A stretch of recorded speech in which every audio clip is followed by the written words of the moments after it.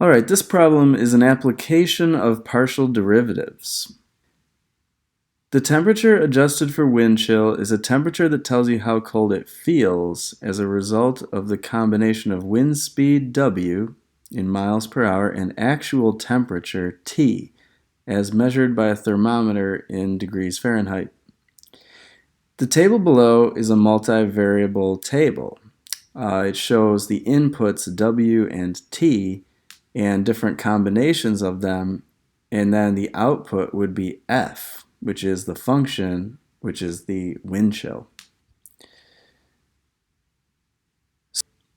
The left column of the table gives the wind speed in miles per hour, and the top row gives the actual temperature T in degrees Fahrenheit.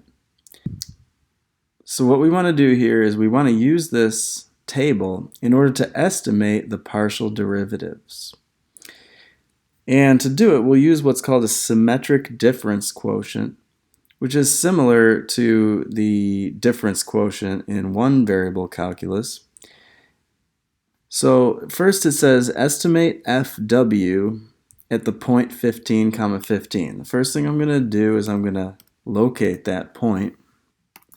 15, 15 intersects right here. Okay, so I notice that F of 15, 15 happens to be 0. However, that's not what the question asks. The question asks about the partial derivative. It wants to know what the change is like in regards to the variable W, which was the wind speed. When we do a partial derivative with respect to the variable x, then we need to take two different x's with which to estimate that slope. We're doing our partial derivative with respect to w, so we need to take two different w's. Now remember, the w's are in this column here.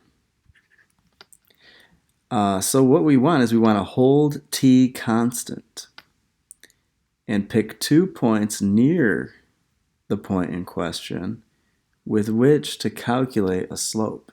I'm going to pick this wind speed of 10 miles an hour and also the speed of 20 miles an hour, and that's what I'll use to calculate my symmetric difference quotient. So let's try the formula that's up there, and I'll fill in the different values. We're going to do FW is approximately equal to F of 20, 15 minus F of 10, 15. Divide by 20 minus 10. Okay, so what did I do there? I plugged in the coordinates of this point, 20 and 15, putting my wind speed first, 20 miles an hour first, and then I put my 10 miles an hour after. The 10 miles an hour was this one. This is 10, 15. And I just did the larger wind speed value minus the smaller. And then down here I just wanted to be consistent and have the larger minus the smaller. Alright, so it's going to come down to -2 minus 3 over 20 minus 10. Okay, it's going to be -5 over 10, negative 0.5, and let's put some units on it.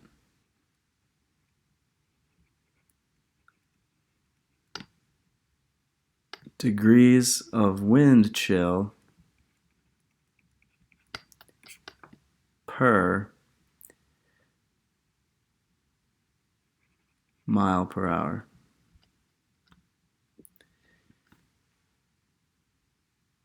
So this tells us that as the wind speed increases, the wind chill adjustment actually goes down.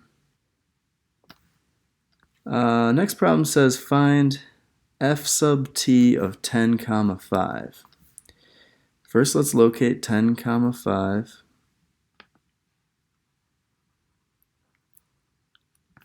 Okay. F of 10 comma 5 is negative 10.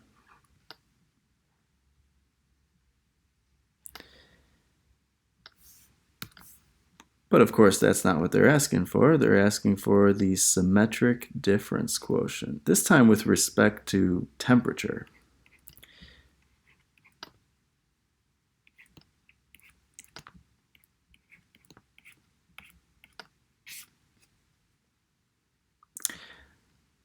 All right, so these are the temperatures. And our goal is to see how the wind chill is changing with changes in temperature. So we want to get 2 points to the right and left of our negative 10. And we'll use those values to calculate the slope. All right, I'm going to do the larger value of t first. So let's do 10 comma 10, which is this value, and then we'll do 10 comma 0. Down below, we'll subtract those t values, 10 minus 0. All right, that's going to give us negative 4 minus negative 16 over 10.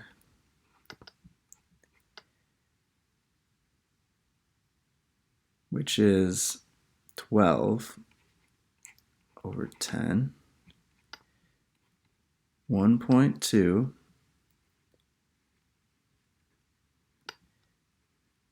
degrees of wind chill for every change in degree Fahrenheit outside.